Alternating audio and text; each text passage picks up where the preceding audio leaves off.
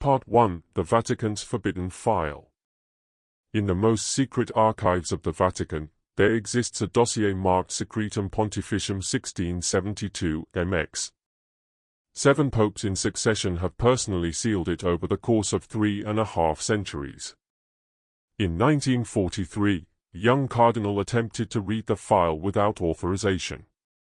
3 days later, he was found completely catatonic, his mind shattered, whispering over and over, the eyes in the walls." When Pope Pius I was asked about the case in 1869, he simply replied, "There is knowledge that humanity must never possess." Inside that file, written in red ink, there is only a single word: Gómez. What could a simple inquisitor in 17th century Mexico have done to earn the Church's eternal silence? To uncover this mystery, we must travel back in time. To the year 1671.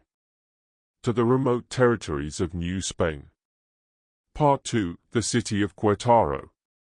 It was the year of our Lord 1671, and the city of Querétaro stood as one of the most prosperous jewels of the Viceroyalty of New Spain. Its cobbled streets echoed with the constant passage of merchants, muleteers, and friars, turning the settlement into a vital crossroads between the viceregal capital and the desolate lands of the north. The air was thick with the scent of incense, mixed with that of fresh tortillas and tanned leather from the many workshops scattered across the city. At its heart rose the majestic convent of San Francisco, a structure built from pink quarry stone that seemed to change color with the light of day. Its walls, nearly 2 meters thick, kept silent watch over whispered secrets, while its bell tower, visible from any point in the city, marked not only the passing of hours but also the spiritual rhythm of daily life. But there was another religious structure, one far more mysterious, that few knew of, and even fewer dared to speak about. On the outskirts of Querétaro, down a faint trail winding through cacti and mesquite trees, stood a small adobe chapel built decades earlier by the first Jesuit missionaries. Its official name was the Chapel of the Holy Cross of Miracles, but locals called it something else: the Chapel of Silence. It was there that monks would retreat for their deepest periods of prayer and penitence. And it was there, in the autumn of 1671, that a man arrived who would change not only the history of Querétaro, but of all Christendom in the New World. Part 3: The Arrival of the Inquisitor. His name was Felipe Gómez de Sandoval, Inquisitor General of the Holy Office for the northern provinces of New Spain. A title he bore with the solemnity of one who believed himself chosen directly by divine providence to cleanse lost souls. Gómez was no ordinary man. Tall, austere, with cold grey eyes that seemed to pierce through one's very soul.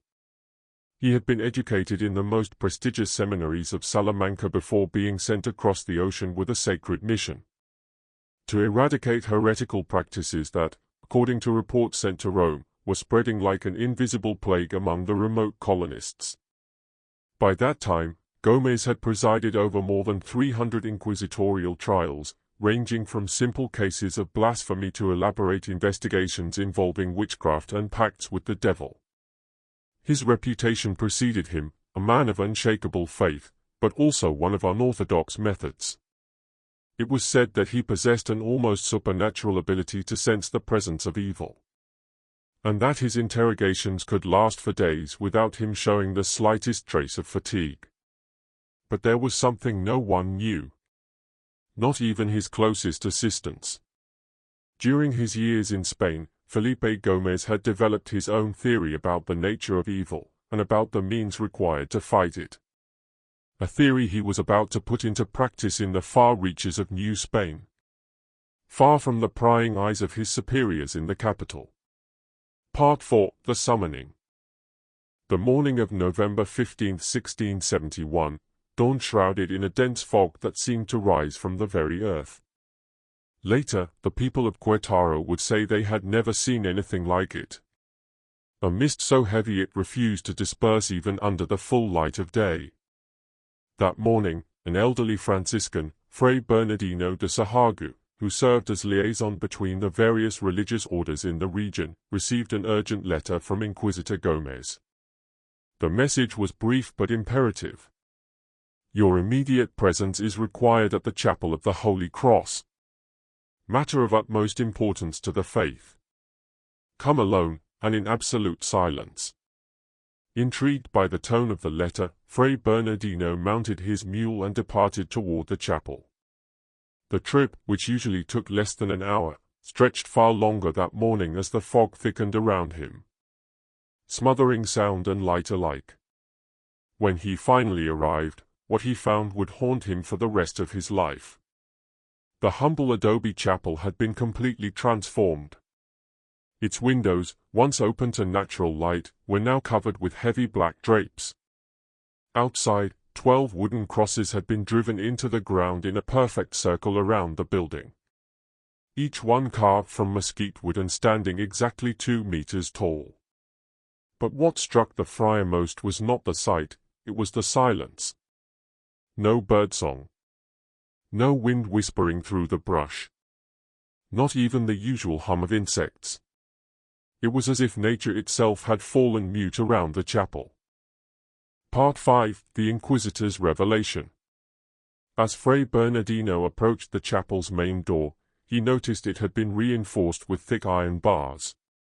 Above the lintel, carved deep into the wood, was a Latin inscription he recognized instantly. Pax Domini sit semper vobiscum, sed non cum damnatis. The peace of the Lord be with you always, but not with the condemned. Before he could reflect on its meaning, the door creaked open from within. There, framed in the dim light of the chapel, stood Inquisitor Felipe Gómez. But he no longer looked like the man Bernardino had last seen only 2 weeks earlier. His grey eyes were lighter now, almost translucent. His face gaunt, sleepless, and streaked with wax stains. The once impeccable robes of the Holy Office hung wrinkled and discolored upon his shoulders. Fray Bernardino, Gómez greeted, his voice hollow, almost echoing. You arrive at the appointed time. Divine Providence has granted us a rare opportunity to understand the true nature of the evil that stalks these lands. Without further explanation, he motioned for the friar to follow him inside. Inside the chapel. The interior of the chapel had been completely rearranged. The wooden pews were gone. In their place, intricate geometric patterns had been drawn across the floor in white chalk, perfect circles, lines, and sigils overlapping in complex harmony. At the center stood an improvised altar made of local stone, draped with a black cloth embroidered with strange symbols. Some appeared familiar, early Christian motifs, but others were utterly foreign, their shapes unsettling and asymmetric. What is all this, Brother Felipe? Bernardino asked, unable to conceal the unease rising within him. Gómez smiled faintly. It is the result of months of study, my brother. I have discovered that the traditional methods of the Inquisition, effective as they may be at identifying heresy, are insufficient to understand it. And without understanding, how can we hope to eradicate it entirely? The friar's brow furrowed. There was something in Gómez's voice, an almost feverish conviction, that made his stomach tighten. The forbidden library. Gómez led him to a small adjoining room that had been converted into what looked like a private library. Dozens of shelves, hastily built from wooden planks, lined the walls. They held an astonishing collection, illuminated manuscripts, parchment rolls, and books whose spines were cracked from age. Some titles Bernardino recognized, theological treatises of St. Augustine, the Summa Theologica of Aquinas, commentaries of St. Jerome. But others made his blood run cold. He whispered the titles aloud as his fingers brushed the bindings. Malleus Maleficarum. Compendium Maleficarum. De Demonibus et Eorum Invocationibus. Brother Felipe, he said, his voice trembling. These books are forbidden. Some were condemned by the Holy Office itself. Gómez nodded calmly, his expression serene, too serene. Forbidden to the weak-minded, yes, but indispensable to those strong enough to study the enemy without succumbing to him. And I assure you, my faith is unbreakable. He opened one of the volumes. Inside, the pages were dense with notes written in Gómez's own hand, margins filled with symbols, diagrams, and annotations in Latin and another, unrecognizable language. These texts, Gómez continued, contain fragments of divine architecture, the structure of spiritual reality itself. Through them, I have come to understand the hierarchy of darkness, the geometry of evil, the theory of the penitent fallen. Over the following days, Gómez revealed more of his discoveries to the bewildered friar. The books were not merely treatises on witchcraft or demonic pacts. They were studies, systematic and obsessive, into what Gómez called the spiritual architecture of corruption. He showed Bernardino diagrams of concentric spheres, charts mapping infernal hierarchies, and even formulas meant to establish communication with beings he described as penitent fallen angels. Penitent fallen angels, the friar asked, horrified. Are you suggesting that one could commune with demons who regret their fall? Not demons, Gómez replied, his voice sharp with conviction. Repentant souls.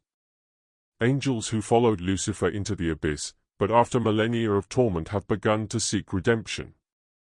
They cannot return to heaven on their own, but they can serve as intermediaries between the divine and the mortal, to help us fight true evil. Bernardino stared at him, aghast. Felipe, that is heresy. Or revelation, Gómez countered, a gleam in his translucent eyes. For centuries the Church has feared knowledge it cannot control. But I have looked where others dared not, and I have seen truths that will cleanse this world. The first ritual. That night, Gómez invited the friar to witness what he called the great experiment of purification. He claimed the ritual had been revealed to him in dreams by the Archangel Michael himself. At first, Bernardino saw only strange prayers, Latin verses intertwined with a tongue he did not recognize. When he asked about it, Gómez explained that it was the primordial language. The language spoken by angels before the fall. The friar wanted to protest, but something in Gómez's fervor froze him. As the ritual began, 12 black candles were lit around the chalk patterns on the floor. Gómez stood at the center, his white robe now embroidered with complex sigils. He began chanting in that otherworldly tongue, his voice low, rhythmic, resonant, vibrating against the chapel walls. The air grew cold. The candles flickered, not with the randomness of wind, but with an eerie, synchronized pulse, as if answering his voice. At first, Bernardino thought he was hearing echoes. Then, slowly, the echoes began to speak back. Faint whispers. Multiple voices. They spoke in the same unknown language Gómez used, but with different intonations, as if a conversation were taking place between unseen interlocutors. Do you hear them? Gómez asked, never looking away from the altar. Bernardino nodded, frozen. The whispers grew louder, more distinct. Among the incomprehensible sounds, he began to catch fragments. Words in Spanish, drifting like pieces of a nightmare. Blood in the earth, children buried, the crypt beneath the great church. The ritual lasted more than 3 hours. When it ended, every candle extinguished itself simultaneously, plunging the chapel into absolute darkness. For a long moment, there was only silence. Then, Gómez's voice came from the shadows. It is done, he whispered. We have received information that will change forever our understanding of the evil haunting these lands. When he lit an oil lamp, Bernardino saw that the Inquisitor's face had turned pale as death. But his eyes burned with manic triumph. Part 6: The Children Beneath the Church. What did you hear? Fray Bernardino's voice trembled. Gómez's lips curved into a faint smile, a smile that did not reach his eyes. The emissaries of the Archangel Raziel have shown me the source of the corruption that poisons this land, he said. Beneath the main church of Querétaro lies a hidden crypt. 30 years ago, 11 children were secretly buried there after a failed mass exorcism performed by Jesuits who had lost their faith. Their souls remain trapped, their torment feeding a demonic presence that grows stronger each day. Bernardino felt his knees weaken. A mass exorcism? That's impossible. The Church keeps meticulous records of such events. There's no mention of. Of course not. Gómez interrupted sharply. Do you think the Church would document its greatest shame? Those Jesuits were corrupted by forbidden texts, just as I have been enlightened by them. The difference is that I possess the spiritual strength to wield that knowledge for good, while they succumb to their weakness. The friar stared at him in horror. He understood now that Felipe Gómez had crossed a threshold from which few ever return. What Gómez didn't reveal that night was that the voices had given him more than just information. They had given him instructions, how to locate the crypt, how to purify the trapped souls, and how to harness the released energy to open a permanent channel with the spiritual realm. A channel that, in his mind, would grant him knowledge no mortal had ever possessed. The disappearances. 3 days later, whispers began spreading through Querétaro. First, a carpenter named Miguel de Herrera vanished after receiving a summons from the Holy Office. Then, Dona Esperanza Mejia, respected widow known for her charity, failed to return home after attending what Gómez had described as a spiritual meeting. By the end of the week, 8 townspeople were missing. Fray Bernardino, who had remained near the chapel, began to sense that the situation was spiraling far beyond his understanding. Every night, new visitors arrived at the Chapel of Silence, summoned by letters bearing Gómez's seal. None of them were ever seen again. Finally, unable to bear the uncertainty, Bernardino confronted him. "Felipe," he said on the morning of November 30th, "where are they? The families of these people are desperate. Even the mayor has begun asking questions." Gómez looked up from a thick book written in a language the friar couldn't identify. His once grey eyes were now almost completely white, with only dark specks at their centers. "They are participating in the great work of purification," he replied calmly, his tone detached. "Each one of them carries a degree of spiritual contamination that must be cleansed before they can be useful in the final phase." "Contamination?" Bernardino repeated, incredulous. "These are devout Catholics, respected citizens. Devotion is no guarantee of purity." Gómez cut him off, a strange grin twisting his face. Miguel de Herrera carved crucifixes by day, but at night, he made pagan charms for the natives. Dona Esperanza prayed her rosary each evening, yet consulted healers who invoked the ancient Aztec gods. All of them required cleansing. Bernardino felt a chill run through him. "What have you done with them?" he demanded. "Where are they now?" "The tunnels beneath the chapel." Gómez rose from his chair and gestured toward a narrow opening at the back of the chapel. A doorway that, Bernardino realized with dread, hadn't been there before. "Come, brother," Gómez said softly. "But be warned, what you are about to witness may be difficult for an unprepared mind to comprehend." Every instinct in the friar's body screamed at him to flee. But his duty, and perhaps his fear for the missing souls, compelled him to follow. The passage descended into the earth, the air growing colder with each step. Torches lined the walls at perfect intervals, their flames unmoving, as if the air itself were dead.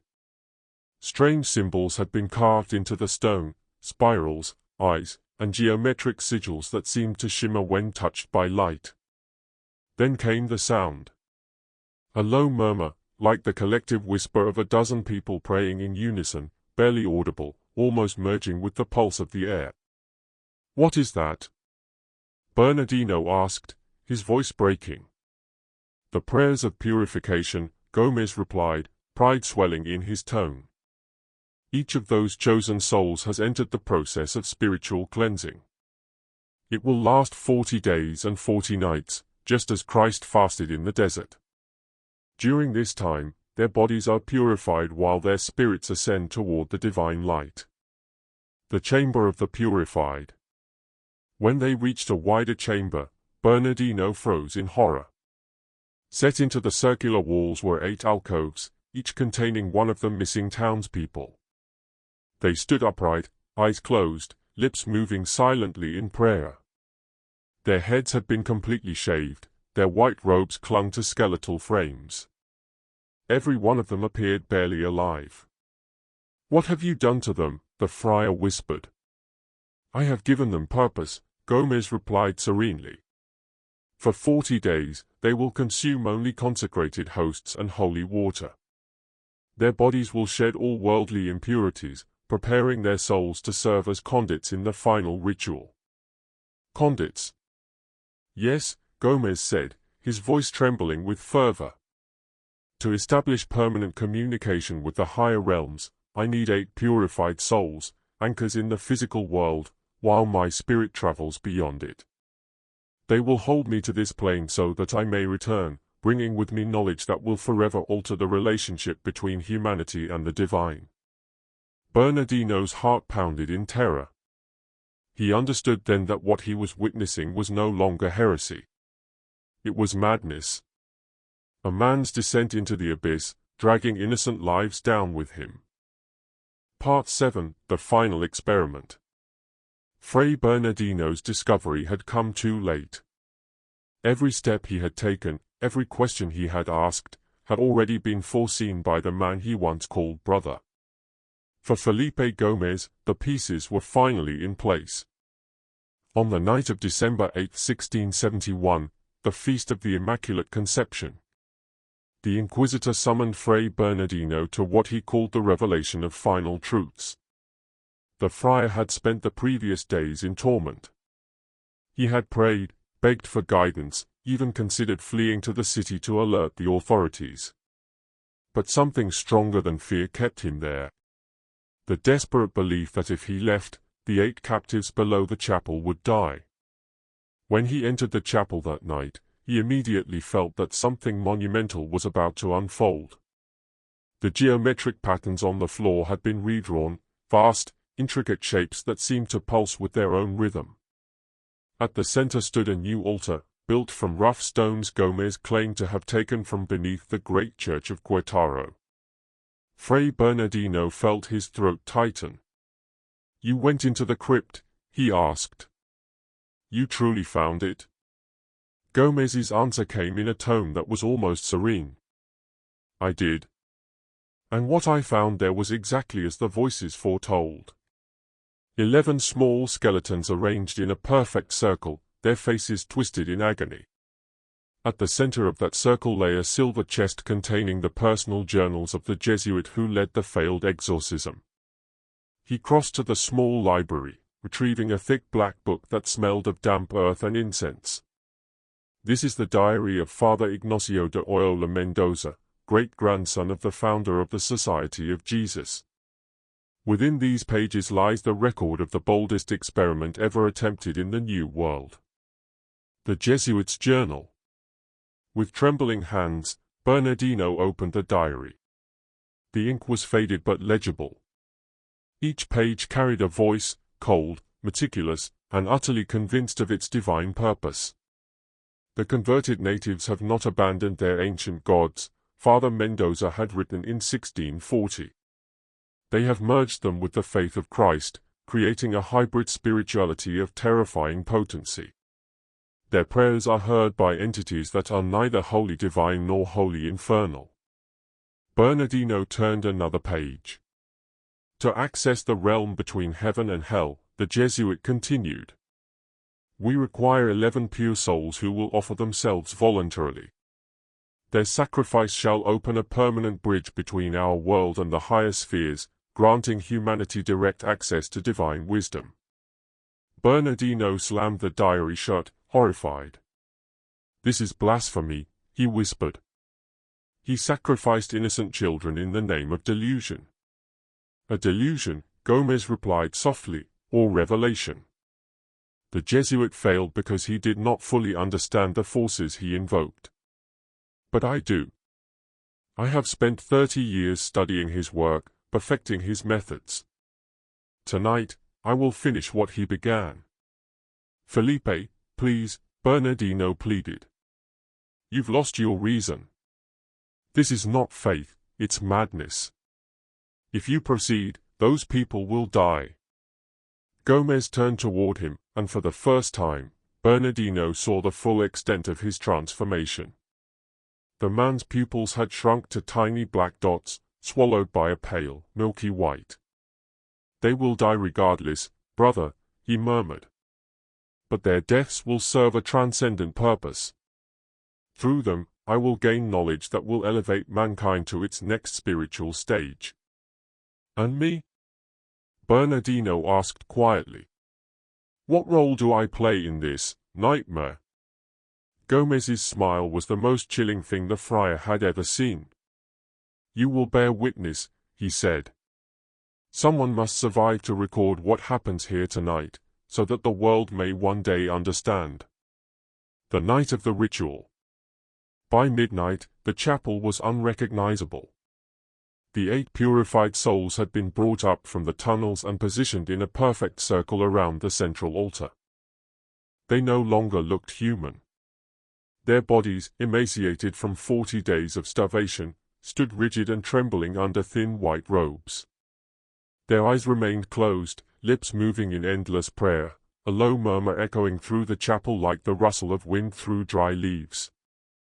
Gómez stood before them, dressed in a white robe embroidered with crimson symbols that glimmered in the flickering candlelight.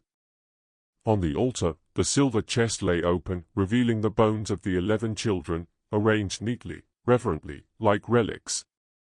Around it, 12 black candles burned, their smoke rising in thick, oily columns. "It is time," Gómez proclaimed, his voice no longer entirely human. "Tonight, the barrier between worlds will be erased." He began to chant, first in Latin, then in that other tongue, the primordial language, that vibrated with strange harmonics. His voice deepened, echoing off the walls as if the building itself had begun to breathe. The candles flickered in rhythm with his words.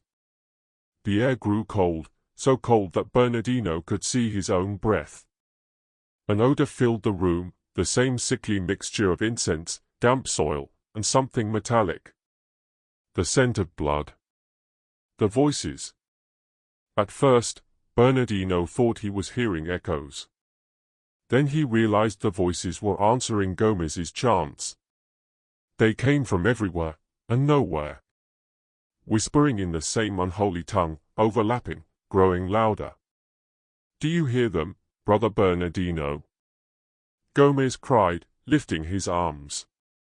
"They are the emissaries of Archangel Raziel, here to witness the union of worlds."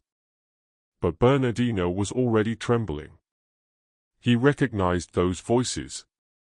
They were not angelic, they were the same guttural, fragmented sounds he had heard years ago during a violent exorcism in the convent of San Francisco.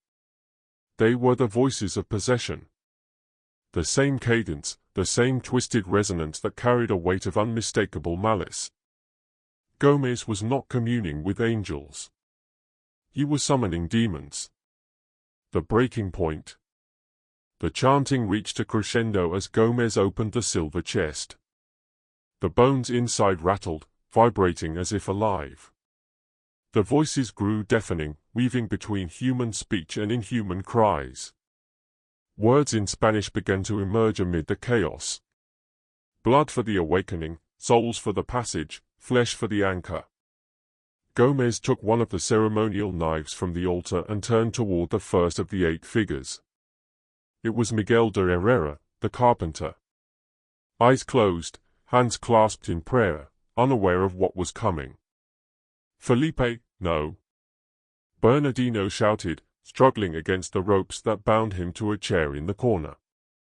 "For the love of God, stop!" "You're being deceived." But Gómez could no longer hear him. His eyes were completely white. He moved with the stiff precision of a puppet controlled by invisible hands. He raised the knife. And at that moment, every candle in the chapel erupted with flame, shooting black smoke toward the ceiling. Bernardino did the only thing he could.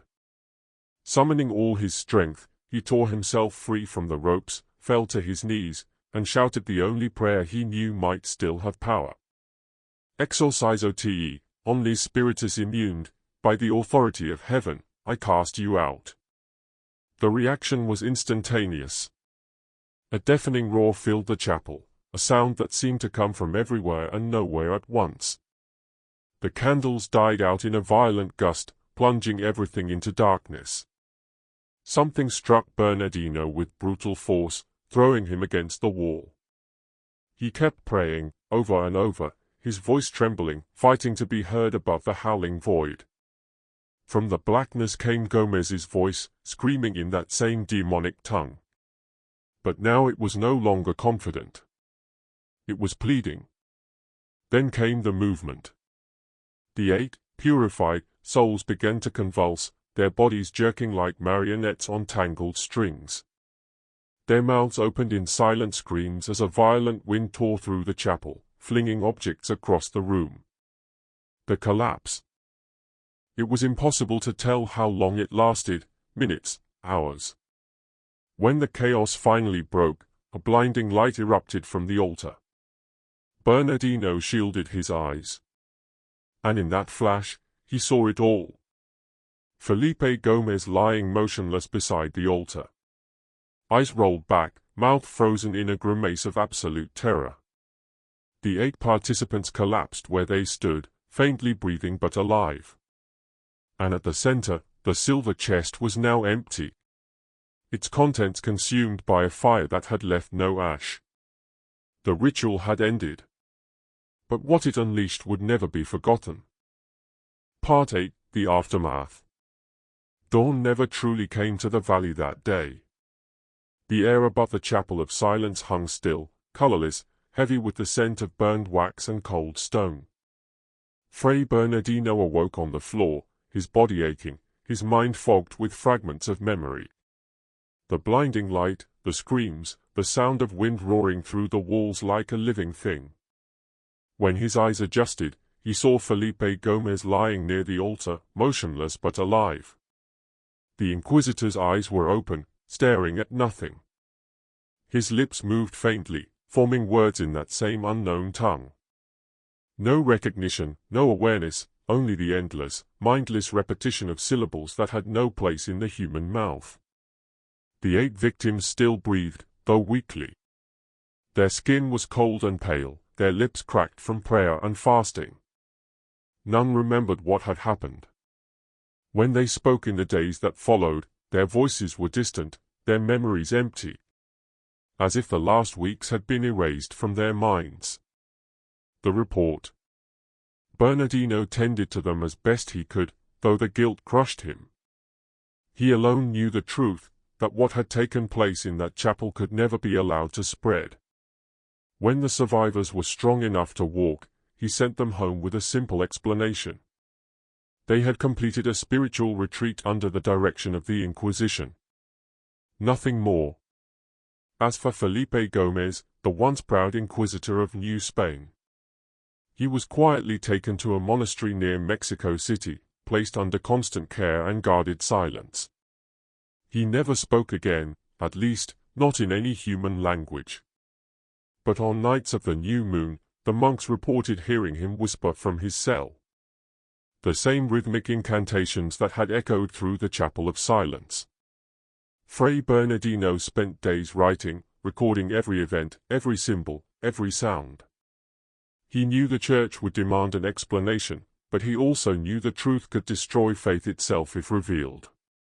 When the report was finished, he sealed it in wax and sent it not to the Archbishop of Mexico, but directly to Rome, addressed to the private secretary of Pope Clement X.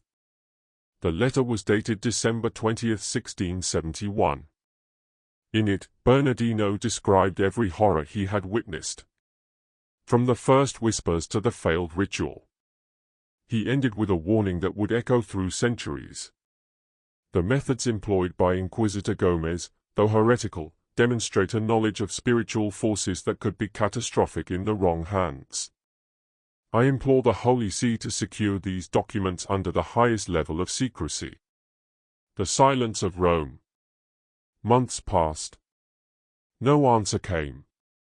Bernardino buried the forbidden books, every scroll, every fragment of Gómez's research, in sealed wooden crates deep beneath the chapel's tunnels.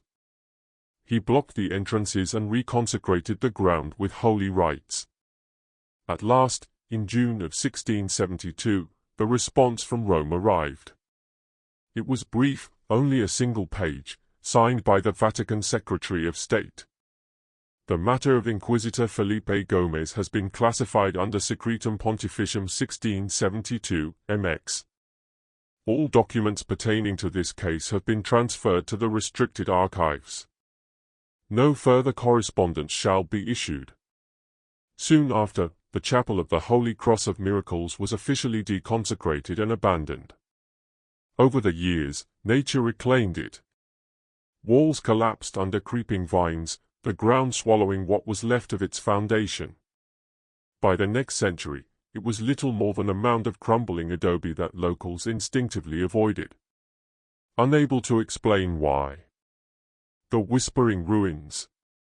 But the silence did not last forever. In 1821, during the turmoil of Mexico's War of Independence, a group of Republican soldiers reported discovering a tunnel entrance in the hills near Querétaro. Inside, they found sealed boxes filled with books written in languages none of them could read. Superstitious, they sealed the tunnel again and marked the area as cursed. Decades later, in 1867, French archaeologists accompanying Emperor Maximilian's forces attempted an excavation of the site. They abandoned it abruptly after 3 days. Their final report consisted of a single line. The terrain exhibits geological anomalies that make further exploration inadvisable. The Vatican's final word. Throughout the centuries, the Vatican kept its silence. The file labeled Secretum Pontificium 1672, MX remained locked away. Only 7 people in church history were ever granted access to it. Of those 7, 3 later requested to be relieved of their duties and retired to monasteries of permanent seclusion. The final note in the file, dated 1958, was written by Cardinal Angelo Roncalli, the man who would later become Pope John XXIII. His words, penned in Latin, were simple. There are secrets for which humanity is not prepared. Let this dossier remain sealed until the end of time. Epilogue: The Eyes in the Walls. Thus, the case of Inquisitor Felipe Gómez became one of the most closely guarded mysteries in the history of the Catholic Church. A reminder that in the pursuit of divine knowledge, there are boundaries man was never meant to cross. And that somewhere, deep within the archives of the Vatican, a single word written in red ink still waits inside a sealed file. Gómez.